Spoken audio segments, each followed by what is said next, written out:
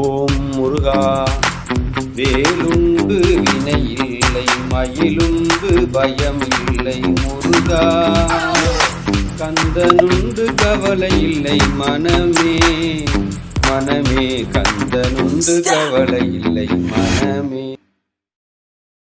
திருச்சிற்றம்பலம். முதற்கண் ஐயா அம்மா அவர்களுடைய திருவடியை வணங்கிக் கொண்டு சரிதத்தை உற்று நோக்குவோம். சிவாய நமக.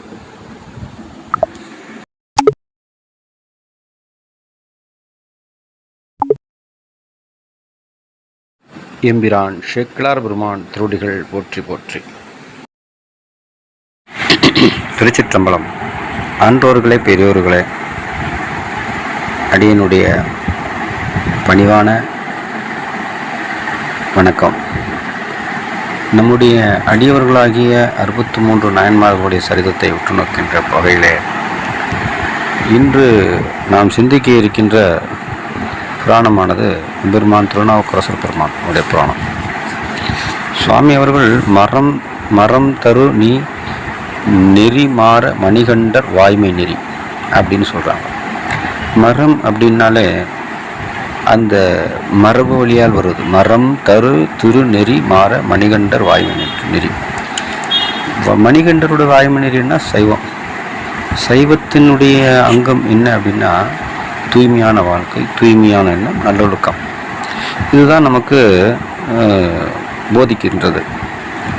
இப்படி அறம் தரு நாவுக்கு அரசர் ஆளாள சுந்தரரும், நம்ம சுந்தரமூர்த்தி சுவாமிகள் அவதாரம் பண்ண ஊரும், எம்பெருமான் திருநாவுக்கரசு சுவாமிகள் அவதாரம் பண்ண ஊரும் அதுதான். பிறந்து அருள உலது ஆதலால் ஆனால் நம் அளவோ பேருலகில் சிறந்த திருமுனை பாடினாடு திறம்பாடும் சீர்பாடு. அப்பேற்பட்ட திருமுனைப்பாட்டி நாட்டில் சுவாமி அவதாரம் பண்ணியிருக்கிறாரு. இவ்வகைய திருநாட்டின் இணைப்பல ஊர்களும் என்றும் மெய் வளங்கள் ஓங்க வரும் மேன்மையான ஆங்கு அவற்றுள் சைவநெறி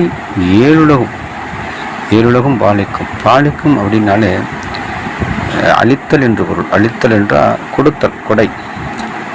ஒரு ஈந்து கொடுக்குறோம் இல்லையா, ஒருத்தருக்கு மன மகிழ்ச்சியோடு கொடுப்பது தான் பாலித்தல் அப்படின்னு சொல்லுவாங்க. மனம் அது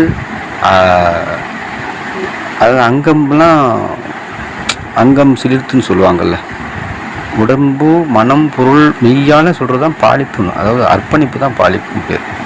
அந்த அர்ப்பணிப்போட சுவாமி அவர்கள் இருக்கிறாங்க. இந்த இவ்வகை திருநாட்டில் இணைப்பல ஊர்களும் என்றும் மெய்வளங்கள் ஓங்க மேன்மையாங்க அவற்றுள் சைவநெறி ஏழுலகும் பாலிக்கும். இந்த ஏழுலகுமே இந்த சைவ நெறியினுடைய திருவருள் இருக்கும். தெய்வ நெறி சிவம் பெருக்கும் திரு ஆமூர். அங்கே திருவாமூரில் திரு ஆமூர் என்ற சாமி இருக்காங்க. அங்கு வனமுலைகள் கலந்து அணங்கோன மகளிர் இடை ஏங்குவன. அதாவது அந்த பெண்களுடைய தொண்டுகள், அவருடைய வாழ்வியல் நெறிகள் இதெல்லாம் அற்புதமாக சொல்லப்படுது. நாவுக்கரசர் சுவாமிகளுடைய திருவுருள்ன்றது சாதாரணமானதல்ல. அவரை போல ஒரு தவ சீலர் நம்ம வாழ்க்கையில் நமக்கு கிடைச்சிருக்கார் அப்படின்னா அது பெருந்தவம். தலத்தின் கண் விளங்கிய அத்தனி பதிவில் அனைத்து வித நலத்திரள் கண் வழுவதை நடை மரபில் குடி நாப்பன் விலங்கின் மனை ஒழுக்கத்தின் மேதக்க நிலைவேளாங் குலம். சாமி என்ன குறுக்கையருடைய குடியிலேயே வேளாளர் குலத்திலையும் பிறந்திருக்காரு. ஒரு அடையாளம் சொல்லணும் இல்லைங்களா. வேளாளர்களுடைய அந்த வேளாளர் சமுதாயத்தில் பிறந்து குறுக்கையர் என்ற குடி விலங்கு. குடி அப்படின்னாலே இப்போ நீ எந்த குடிப்பா அப்படிம்பாங்க. குடின்னா அந்த ஊர் சிறப்பு. குறுக்கையர் என்கின்ற கொடி. தொழில் வேளாண் தொழில். வேளாண் அப்படின்றது வேளாளர் சைவ நெறி அப்படின்னு மட்டும் இல்லை. வேளாண்மை தொழிலை பூண்டவர்கள் தான் வேளாண் என்று சொல்லுது.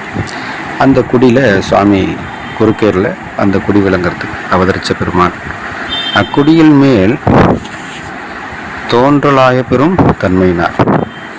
இப்படி அவருடைய ஊர் சிறப்பு, அவருடைய சிறப்பு.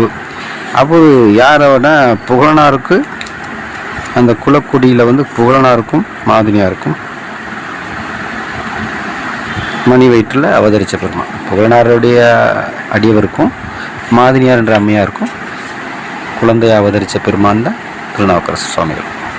இப்பேற்பட்ட திருநாவுக்கரசுடைய சுவாமிகளுடைய சகோதரி திலகவதியார் அங்கே அகவையில் பிறந்திருக்கிறாங்க. திலகவதியார் பிறந்து சில ஆண்டு ஆன பெண்ணோடையே அழகில் கலைத்துறை தலைப்ப ஆறும் தவத்தோர் நெறிவாழ உலகின் வரும் இருள் நீங்கி ஒளி விளங்க கதிர்போல்வின் மலரும் மருள் நீக்கியார் அவதாரம். அக்கா அவதாரம் பண்ணதுக்கப்புறம், திலகவதியார் அக்கா திருநாவுக்கரசருடைய அக்கா அவதாரம் பண்ணதுக்கப்புறம் தான் எம்பெருமான் திருநாவுக்கரசரும் அவதாரம் பண்ணார். சரி, இனி சுவாமிகள் அவர்களுடைய சரிதத்தை வருகின்ற பதிவிலே உற்று நோக்குவோம். திருச்சிற்றம்பலம். அத்தனை அடியவர்களுடைய பொன்னான மலர் பாதங்களை வணங்கிக் கொள்கின்றேன். சிவாய திருச்சிற்றம்பலம்.